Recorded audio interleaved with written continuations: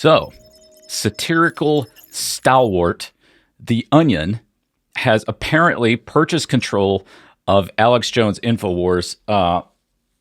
This is one of the most hilarious outcomes there could have been in this scenario. Let me explain why this is so good. This is Comedy Zola, in-depth critiques and reviews of comedy from a writer's perspective. If you've not been here before, welcome.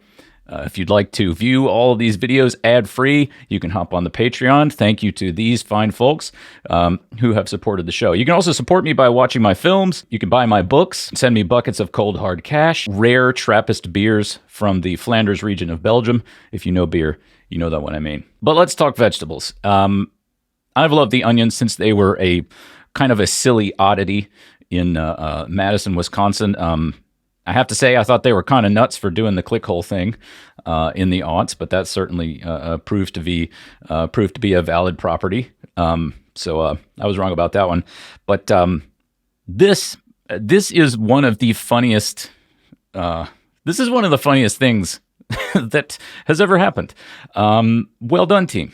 Well done. And what's even better is this comedy masterstroke is being delivered to the giant, sweaty red face of a man who just so richly deserves this kind of a thing. It's pretty good. It is pretty good. Having said all that, it is possible that this is all a hoax.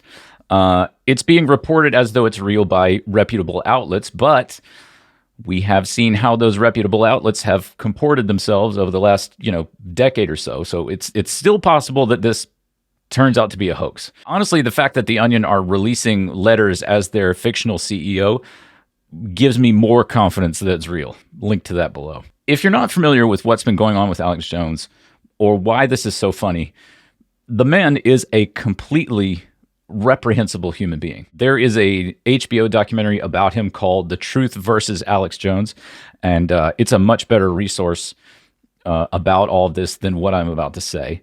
And as a filmmaker, I also want to congratulate the team who made that film on the spike in views that this will mean for them.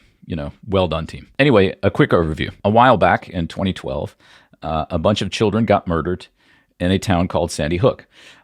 Alex Jones went on his show and said that massacre didn't happen, that it was all a false flag to take away Americans' guns. He said that the parents were lying. He said that they were actors, just all kinds of garbage.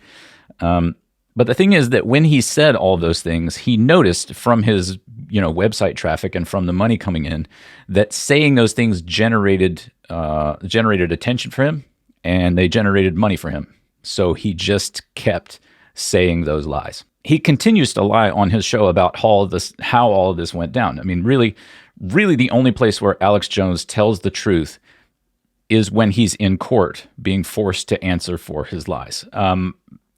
Unfortunately, because of the way that our system works, it takes a very long time to chase down someone, even someone who lies so freely and reprehensibly as Alex Jones. It takes a long time to chase that person down. Now, ideally, that works in your favor if you're ever accused wrongly of a crime.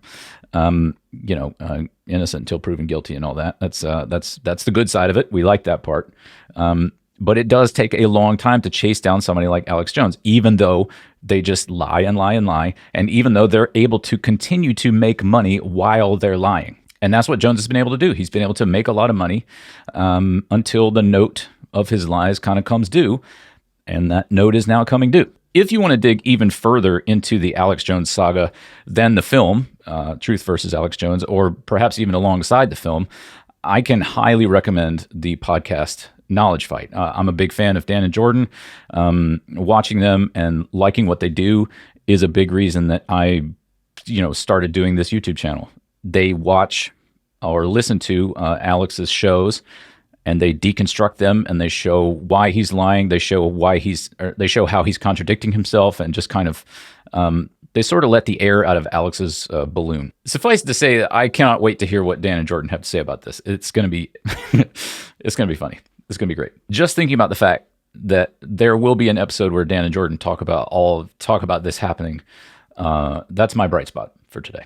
So in order to pay the families back, in a small way, monetarily for all the pain and suffering Alex Jones caused them, the courts awarded the Sandy Hook families in the neighborhood of $1.5 billion out of Jones's, holdings and estate and all that kind of thing. So his empire was going to have to be sold off in order to get the families the money. Part of what makes this so delicious is that Alex was certainly hoping that one of his billionaire right-wing dipshit daddies would buy his show so that he could continue to lie and generate money from his lies. That would have been a real slap in the face to the Sandy Hook families had that been allowed to happen, because they would have gotten money, which I don't think is their main motivator at all.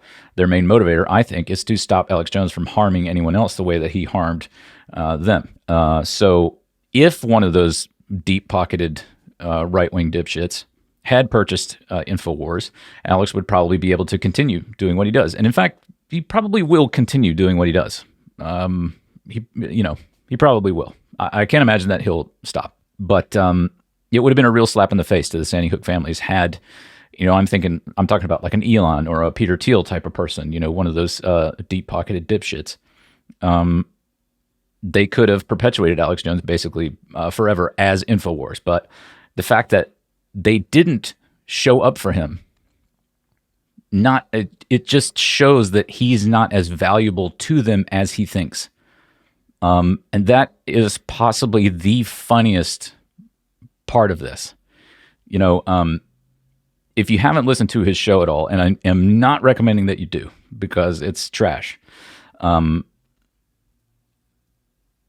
he styles himself as the tip of the spear and this brave patriot warrior, and that he's the vanguard, paving the way for people like, Elon and Rogan and Trump and all the dumbasses that are a member of that universe to sort of come behind. And the fact that those deep-pocketed dipshits did not show up for him at this moment is just so delicious. I mean, it's not like Elon couldn't afford it. I mean, he has all the money. So he could, $1.5 billion for Elon is a rounding error, basically. But just the fact that misshapen wart, Elon, didn't pay the $1.5 billion to keep Alex doing Alex things is hilarious. And Elon is not. Elon's just the richest of the dipshits. He's not. There are lots of dipshits who could have afforded $1.5 billion. But the fact that they didn't show up for Jones is hilarious to me. Hilarious. He's going to have to wear that for the rest of his life. Every time now, when he says, "I'm the tip of the spear," he's going to have to remember, no, you're not. You're not. You thought you were. You thought, but you weren't. That is really hilarious. It remains to be seen, what the outcome of this takeover of Infowars will be. Let's keep in mind that the people who bought this, the people who have the kind of money to do this joke, are also the kind of people who end up like Elon. There's something that happens to people when you have that kind of money. And I think all of them think that they are the good one. And then next thing you know, they're calling some random minor a pedophile, and releasing a car that looks like a Star Trek dumpster, So it's like, this could turn into a real shit show at any moment. So let's just temper expectations and keep that in mind. For now, this feels like a win for the good guys. I hope it stings, Alex. I hope it feels real bad.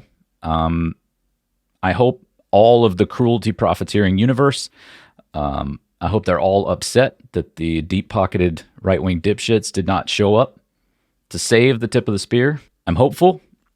Let's see what The Onion can make of this. It's also just really hilarious for a property like The Onion that has been so pro-gun control and anti-mass shooting for all these years. They've really been unwavering in that, and to have them be able to strike at somebody who made untold millions on the back of that misery,